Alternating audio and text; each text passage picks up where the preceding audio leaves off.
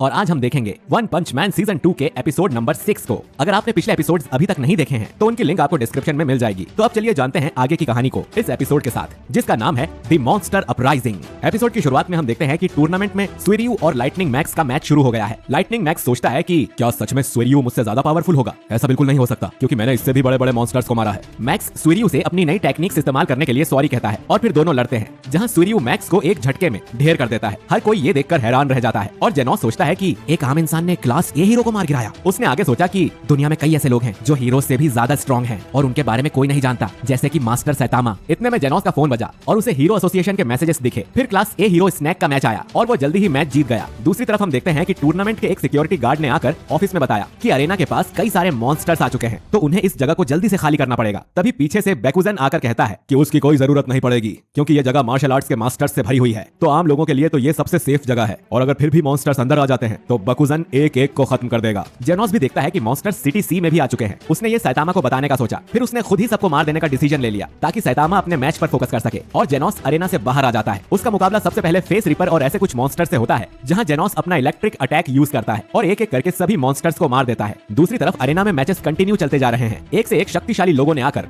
Fight की और जीतने वाले कंटेस्टेंट्स फिनाले की तरफ बढ़ते जा रहे थे। फिर मैच सोरफेस और जैकुमैन के बीच होता है, जहां दोनों ही एक दूसरे से डरे हुए थे। सोरफेस ने देखा कि जैकुमैन की बॉडी कितनी बड़ी है, तो वो उतना ही स्ट्रॉन्ग होगा, और जैकुमैन सोचता है कि सोरफेस का चेहरा कितना डरावना है। सोरफेस घबराने लगता है कि वो हार जाएगा, लेकिन आखिर में सोरफेस जीत जाता है और जैकुमैन का हाथ पकड़कर उसे भी जमीन से उठा देता है, जिससे हमें दोनों का सेम और अच्छा नेचर देखने को मिलता है, और दोनों सोरफेस की जीत पर रोने लगते हैं। जेनोस को हेडक्वार्टर से फिर एक लास्ट मॉन्स्टर को मारने भेजा जाता है, जहां जेनोस कई सारे हीरोज को घायल पड़ा हुआ देखता है, और उनमें से एक हीरो ने बताया कि ये मॉन्स्टर बहुत तेज है। वो अचानक से गायब होकर पीछे से वार कर देता है, तो जेनोस को संभल कर रहना पड़ेगा। इतने में मॉन्स्टर कॉकरोच पीछे से आता है और जेनोस से लड़ने को कहता है। यहाँ सैतामा सोरफेस को बताता है कि उसके मैच के टाइम वो बाथरूम चला गया था, तो वो मैच देख नहीं पाया। अब नेक्स्ट मैच सैतामा का बकुजन से था, तो सोरफेस ने सैतामा को थोड़ा समझाने की कोशिश की, मगर सैतामा अपनी बेल्ट बांधने में मगन रहा और रिंग में आ गया। रिंग में भी जब बकुजन बता रहा था कि वो कैसे सैतामा की पूरी बॉडी के टुकड़े टुकड़े कर देगा, सैतामा अपनी बेल्ट बांधने में बिजी था। कमेंट्री करने वाले ने बताया कि बकुजन इतना खतरनाक है कि उसकी टीम पहले से ही स्ट्रेचर और एम्बुलेंस तैयार रखती है, ताकि उससे मार खाने वाला इंसान तुरंत हॉस्पिटल पहुंचकर जिंदा रह सके।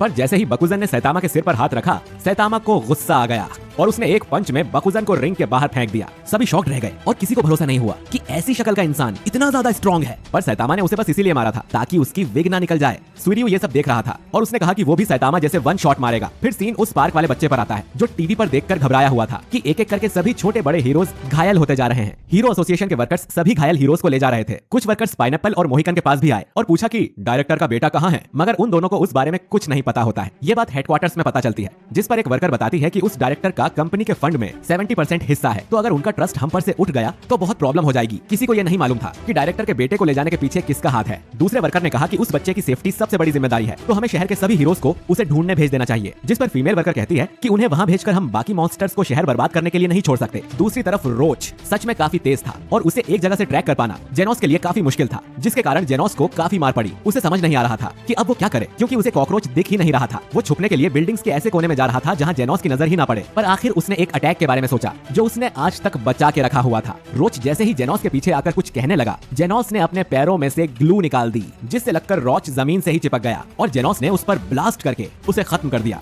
जेनोस वापस अरेना में मैच देखने आने ही लगा था कि उसे किसी के तेजी से उसकी तरफ आने की फीलिंग आई। जेनोस पीछे मुड़ा और अचानक से हुए एक अटैक से वो बेहोश हो गया। अब सीन फुबुकी पर आता है, जो सुपर एस नाम की फीमेल मॉन्स्टर से लड़ रही है। सुपर एस ने फुबुकी के सभी आदमियों को अपने वश में कर लिया था और फुबुकी से ही लड़ने भेज दिया, लेकिन फुबुकी ऐसी हीरो नहीं है जो ऐसे हालात आने पर अपने आदमियों को मारे, तो वो बेबस होकर पीछे हटती जा रही थी और उन्हें रोकने की कोशिश कर रही थी। इसका फायदा उठाकर सुपर एस ने अपने चाबुक से फुबुकी को बहुत मारा और कहा कि तुम्हारी बहन class S rank 2 hero tornado है ना, अब मैं तुम्हें चारा बनाकर उसे खुद से लड़ने के लिए बुलाऊंगी। ये सुनकर फुबुकी को बहुत गुस्सा आया और उसकी और सुपर एस की दोबारा लड़ाई हुई। सुपर एस ने सोचा कि इतना मारने के बाद भी फुबुकी दोबारा लड़ने आ गई, मतलब उसकी विल पावर काफी मजबूत है। लेकिन फिर भी फुबुकी लड़ाई में सुपर एस से हारती जा रही थी। तभी फुबुकी ने कहा कि तुम्हें अब मेरी बहन का इंतजार नहीं करना पड़ेगा, और इतने में सुपर एस के पीछे से एक ब्लास्ट हुआ। उसे महसूस हो रहा था कि ये जो भी चीज है बहुत ही गुस्से में और खतरनाक है, पर फुबुकी ने बताया कि ये असल में टॉर्नेडो है। सुपर एस ने जो दर्द फुबुकी को दिया है वो टॉर्नेडो को भी महसूस हो गया है, जिससे वो बहुत गुस्से में यहाँ आ रही है। सुपर एस के पीछे ब्लास्ट होते ही जा रहे थे और वो बहुत डर गई। वो कुछ करती इतने में उसके कदमों पर उसका एक साथी आ गिरा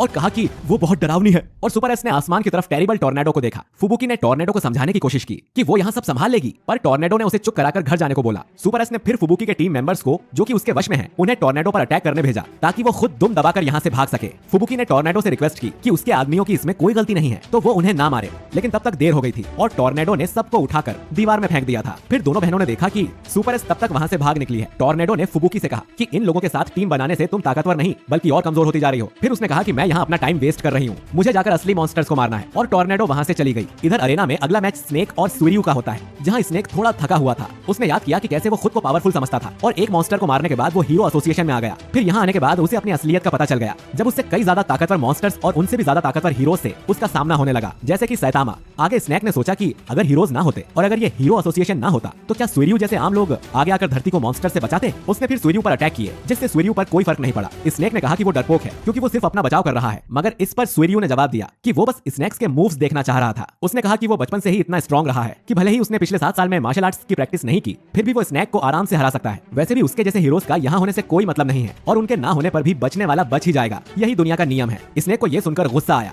सीन पलटकर शहर में आ जाता है, जहाँ चारों तरफ मॉन्स्टर्स ने तबाही मचा रखी थी। मॉन्स्टर्स हॉस्पिटल, जेल और बाकी सभी पब्लिक प्लेस पर अटैक कर रहे थे। एक मॉन्स्टर जेल में पूरी प्रिजनर को मारने गया था, लेकिन बाकी कैदी उसे बताते हैं कि पूरी तो पहले ही जेल तोड़कर भाग गया है। मॉन्स्टर्स से लड़ने के लिए मोमेन राइडर और टैंक टॉप मैन लोगों से हॉस्पिटल खाली करवा रहे थे। दूसरी तरफ सूर्यू को इस बात से कोई मतलब नहीं था कि स्नेक उसके बारे में क्या सोच रहा है। और लास्ट में हमें सैतामा दिखा, जो अभी भी वॉशरूम में बैठा है, गारो जो हंस रहा है और टॉर्नेडो जो मॉन्स्टर्स से लड़ रही है। गारो फिर वॉचडॉग मैन के सामने आता है और उसे अपना अगला शिकार बनाने का सोचता है। वहीं स्नेक सूर्यू पर अटैक करने आता है, जहां सूर्यू एक बार में स्नेक को ढेर कर देता है और सैतामा को उसकी आवाज सुनकर लगता है कि बाहर कुछ एक्साइटिंग चल रहा है। इसके बाद हम देखते हैं कि ओरोची नाम का एक बहुत बड़ा मॉन्स्टर, जो कि मॉन्स्टर एसोसिएशन का लीडर है और इसे मॉन्स्टर किंग भी कहा जाता है, ये दूसरे मॉन्स्टर ग्योरो से मॉन्स्टर एसोसिएशन की रिपोर्ट मांगता है। ग्योरो ने बताया कि हमारे मॉन्स्टर्स ने दुनिया में आतंक मचाकर रख दिया है और हीरो एसोसिएशन की हालत बहुत खराब हो गई है। फिर ओरोची ने एक मॉन्स्टर के बारे में पूछा, जिस पर ग्योरो ने बताया कि वो अभी भी रास्ते में है और बस उस अरेना में पहुंचने ही वाला है, जहां सुपर फाइट के लिए सभी लोग आए हैं। हम देखते हैं कि इस नए मॉन्स्टर ने जेनोस की हालत बुरी कर दी है। वहीं मेटल नाइट और वो डायरेक्टर का बेटा भी अब इन्हीं मॉन्स्टर्स के कब्जे में है। और इसी के साथ ये एपिसोड खत्म हो जाता है। तो दोस्तों, आपको ये एपिसोड कैसा लगा